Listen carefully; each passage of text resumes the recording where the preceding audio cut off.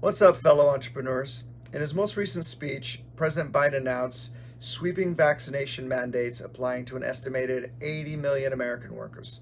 Uh, Today, I want to discuss how this affects California businesses. But first, I'm an attorney, but I'm not your attorney. So please seek out competent legal representation for your specific needs or question. So the specifics are yet to be released, but what we currently know about the mandates are one, that large employers with employees of 100 or more will have to require their workers to be fully vaccinated or require unvaccinated workers to receive weekly COVID testing. Covered employers will be required to provide pay time off to employees for the time spent receiving a vaccine and recovering from any side effects. So OSHA will have the ability to fine non-compliant employers up to $14,000 per violation. Number two, all federal executive branch workers and employees of federal contractors will be required to receive vaccinations.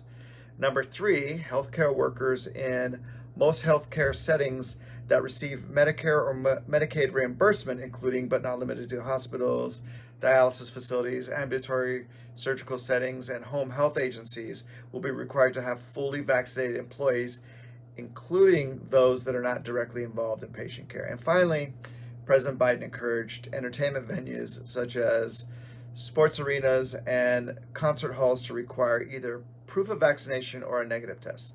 So, how does this affect California employers? Well, let's see. Last month, following in the footsteps of New York City's recent vaccination mandate for certain indoor activities, both county and the city of Los Angeles put their own vaccination mandates into action.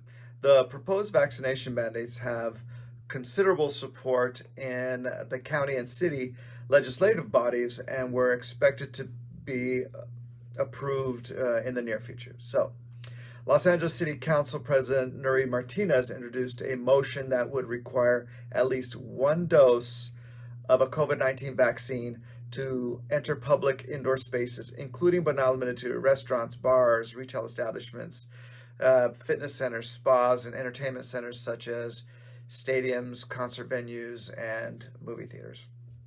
So, the proposal advanced to the next step on August 11th when the City Council unanimously voted to direct city attorneys to draft the vaccination mandate law. So once the proposed law is drafted, it will go back to the City Council for final approval. At the same time, the County of Los Angeles also took a step towards a vaccination mandate when the Board of Supervisors instructed its staff to report back on the feasibility of requiring proof of vaccination to enter indoor spaces within the county. As California, and specifically Los Angeles, have been among the most aggressive in seeking mandates, I think the difference between the federal mandates and the California mandates is that the federal mandates are specific to employers and employees. California was most certainly intending on mandates for employers and employees also, but currently the California mandates were intended for the general public and public spaces. So whether these laws will hold up or not will at some point be determined by the Supreme Court. So right now, 26 of the 50 states already have opposed the federal mandates, and it may just be a matter of time before either the mandates are held unconstitutional by the Supreme Court or states refuse to enforce the vaccine mandate requirements. Obviously, I don't believe that'll happen in Los Angeles. But after the Los Angeles mandates, both Los Angeles firefighters and police officers began protesting City Hall's new requirements. So there are two groups, a group called Firefighters for Freedom and a group called Roll Call for Freedom.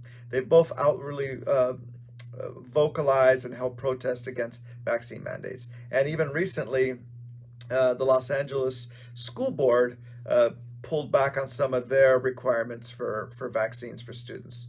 So, however, even if the federal government or California pulls back its efforts, as of today, business owners still have the right to require vaccinations, except in certain circumstances such as religious or health objections. So, I have no idea how this is going to play out, but at some point it looks like there's going to be a fairly significant battle about mandates between the states and the federal government, and then between the Supreme Court and the federal government. So let's see what happens. Until next time, be productive.